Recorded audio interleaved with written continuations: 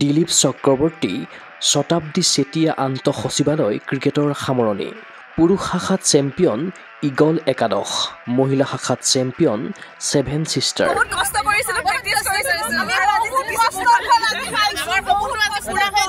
দিছপুৰৰ জনতা ভৱন খেলপথাৰত অনুষ্ঠিত পঞ্চম সংখ্যক দিলীপ চক্ৰৱৰ্তী আৰু শতাব্দী চেতিয়া সোঁৱৰণী আন্তঃ সচিবালয় ক্ৰিকেট প্ৰতিযোগিতাখন সফলভাৱে অন্ত পৰিল। অসম সচিবালয় ক্ৰীড়া আৰু সাংস্কৃতিক সন্থাৰ উদ্যোগত প্ৰতি বছৰে অনুষ্ঠিত হৈ অহা প্ৰতিযোগিতাখনত এইবাৰ 14টা পুৰুষ আৰু 4টা মহিলাৰ দলে ক্ৰিজত দেখুৱালে বেট বলৰ যাদু।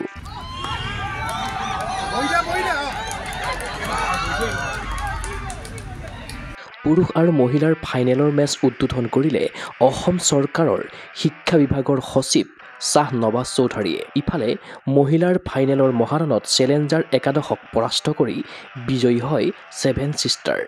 আনন্দ উল্লাসত মুখৰিত হ'ল জনতা ভৱন খেলপথাৰ।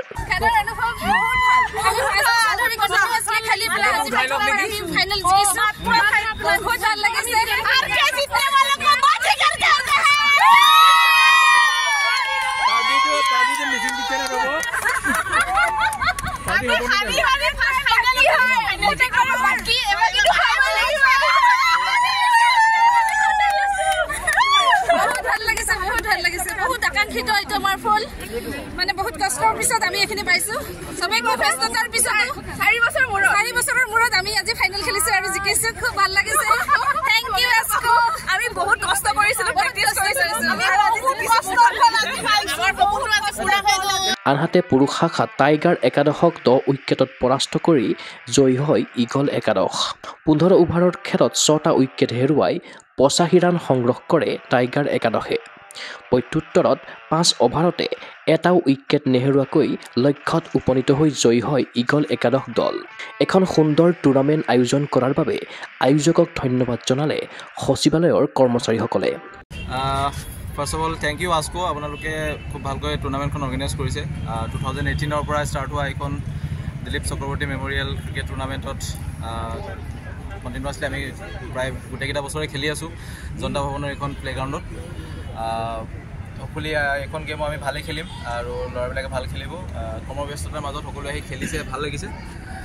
আগলৈ এনেদৰে খেলবোৰ চলি থাকিবৰ কাৰণে আমাৰ খেলৰ যিখিনি ইনফ্ৰাষ্ট্ৰাকচাৰ ফিল্ড এণ্ড অল এইবিলাক আৰু অলপ উন্নতি হ'লে আৰু ভাল লাগিব, কাৰণ ইয়াত যথেষ্ট ধূলি হৈছে। এতিয়া কিছু সময় আগতে মহিলাখিনি খেলি থাকোঁতে তেওঁলোকৰো ধূলিৰ কাৰণে যথেষ্ট অসুবিধা পাইছে। চ' আগলৈ এইবিলাক অলপ ভাল হ'লে ভাল লাগিব।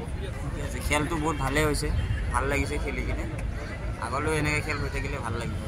উল্লেখ্য যে এইবাৰৰ খেলত সচিবালয়ৰ বিষয়াসকলৰো 2টা দল ক্ৰমে কিংছ একাদশ আৰু লায়ন্স একাদশে অংশগ্ৰহণ কৰিছিল। কাৰ্যালয় বন্ধৰ দিনবোৰত বাকী থকা ইভেণ্ট কেৰম, বেডমিণ্টন, ফুটবলৰ খেলসমূহ আয়োজন কৰা হ'ব বুলি জনাইছে সন্থাৰ যুটীয়া সম্পাদক লক্ষ্যধৰ টায়ে।